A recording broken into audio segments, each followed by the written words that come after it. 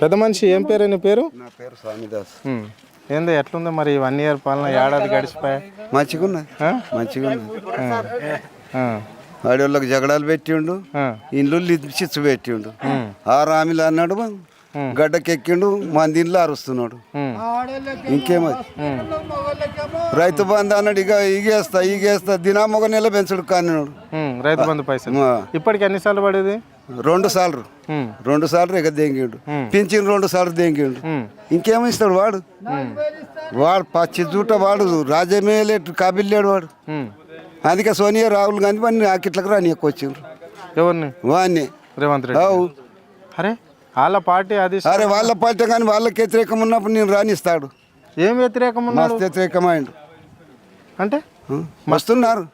మొన్న వచ్చినాడు 9వ తారీఖు నాడు రాలేడు. మరి ఎందుకు వస్తాడు?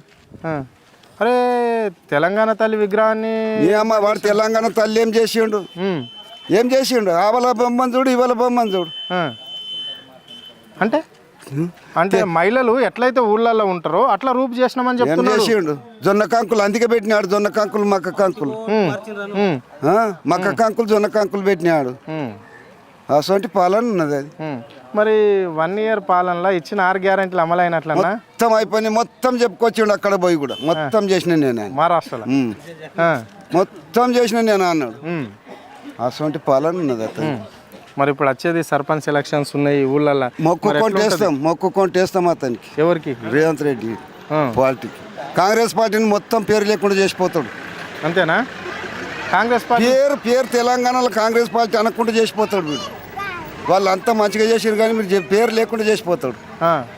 అంటే ఇప్పుడు మేము 10 ఏళ్ళ కేసీఆర్ చేయండి అలా మేమే చేసినాము అంటే 10 నెలల వాని మీద బాంబులు ఎత్తేయమని, చేసిన వాని మీద బాంబులు ఎత్తేయమని.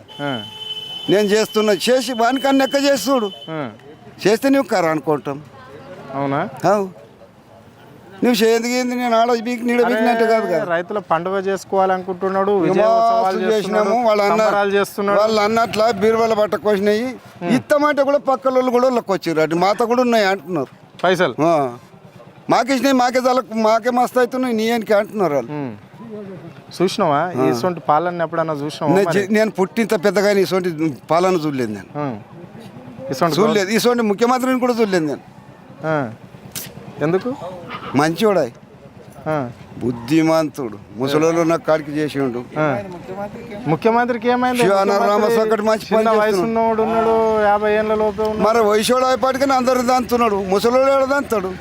అందుకే అందరు పేగులు మెడలు వేసుకుంటా, గోటి గంటి గుట్లు తీసి గోటిలు ఆడతా. ఏడాడతావు నువ్వు? అంతేనా? మరి అట్లున్నది పాలన. ముఖ్యమంత్రి ఉన్నాడు అయితే. అబ్బా సుమారు కాడు దొరకడు. రైట్. 2000 వస్తున్నాయి. అప్పుడు చెప్పే కదా 4 వికలాంగులకు 5 6 అని అన్నాడు. 5 6 అన్నాడు. లేదు అంత లేదు ఇప్పటికీ. వచ్చాడు కేసీఆర్ వేసినంతనే వస్తున్నాయి.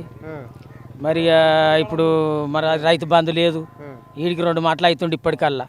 మరి మేము లేని వాళ్ళం ఏదానికన్నా అబ్బుతుండే కదా. మాకు ఇప్పుడు భూమిలో కలుపులకో మరి మేము తిననికో ఏదానికన్నా అబ్బుతుండే ఆయన వేసినాయి. మరి ఇప్పటికి ఏమీ లేదు మాకు. Village Muthyampet, mandal Domakonda, district Kamareddy. మా తాత పేరు బద్దం బాలరెడ్డి, సన్న వెంకటరెడ్డి. మా తాతకు 3 కొడుకులు. మా నాయన పేరు రాజిరెడ్డి, ఇంకా 2 తమ్ముళ్ళు రామరెడ్డి, నారాయణ రెడ్డి. 3కి ప్రతి సర్వే నెంబర్లో నిస్పా ఉంటుంది. అట్టి భూముల్లో వాళ్ళు ఏం చేసారు కదంటే, ఒక రాఘపూర్ విలేజ్లో 19.5 ఎకర్స్ ల్యాండ్, 19 ఎకరాలన్నర. దాంట్లో వాళ్ళు చిన్న రామరెడ్డి, నారాయణ రెడ్డి వాళ్ళ కూతుర్లు, వాళ్ళు కొడుకులు వాళ్ళు ఏం చేసారంటే, మా భూమి అని చెప్పేసి చెప్పకుండా చేయకుండా పట్టా పాస్బుక్లు కాకుండానే అమ్ముకున్నారు నారాయణరెడ్డి కుమార్ల కింద.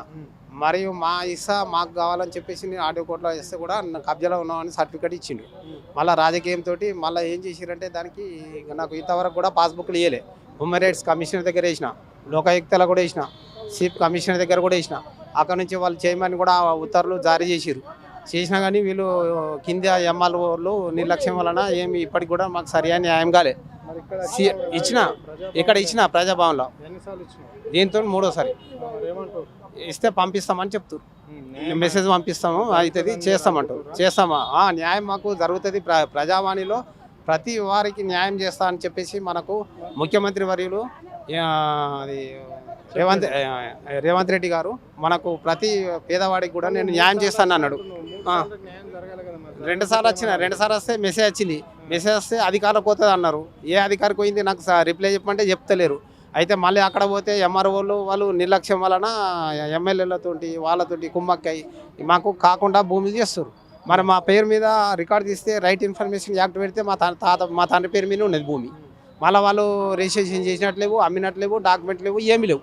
అక్కడ హబీబుల్లా జాగీదార్ అనే భూమిలో కూడా రాఘపూర్ విలేజ్లో ఒక హుసేన్ అనే పేరు మీద 800 ఎకరాల భూమి వాళ్ళు ఏం చేశారంటే వాళ్ళ భూములు ఒక్కొక్కళ్ళు 10, 20 ఒక్కొక్క కుటుంబంలో 4-5 కలిసి వాళ్ళ పేర్ల మీద 20 ఎకరాల దాకా కూడా అక్రమ కబ్జాలు చేశారు. నేను రైట్ ఇన్ఫర్మేషన్ యాక్ట్ పెట్టి కూడా దానికి రిప్లై చేసిన. అక్కడ కమిషనర్ దగ్గర కూడా చేసిన, వాళ్ళ దగ్గర చేసిన. ఇక్కడ నుంచి కూడా నా దగ్గర కూడా ఎవిడెన్స్ కూడా తీసుకొచ్చిన. అడిగినప్పుడు చూపించమన్నట్టు. మరి నేను ఇక్కడ ప్రజావాణిలో దరఖాస్తు ఇచ్చిన. మళ్ళీ మా మీనే తప్పుడు కేసులు పెడుతున్నారు. ఇట్లా దుర్మార్గం తరం ఉన్నది, తప్పుడు సాక్ష్యాలు సృష్టించుకుంటూ ఇక మాకు న్యాయం జరుగుతలేదు. నేను సీఎం దగ్గరికి వచ్చినాము. దీంతో 3వ దరఖాస్తు ఇచ్చినాం. మాకు సరైన న్యాయం చేసి మాకు పట్టా పాస్బుక్లు రికార్డు ప్రకారం మా తాత ఆస్తి కాబట్టి, వంశపరంగా వచ్చినటువంటి ఒక ఆస్తి కాబట్టి, మా తండ్రి మా వారసులం మేము, మా తల్లి మేము ఎవరు మా అమ్మలేదు కాబట్టి మా భూమి మాకు పాస్బుక్లు ఇవ్వగలరని కోరుచున్నాం.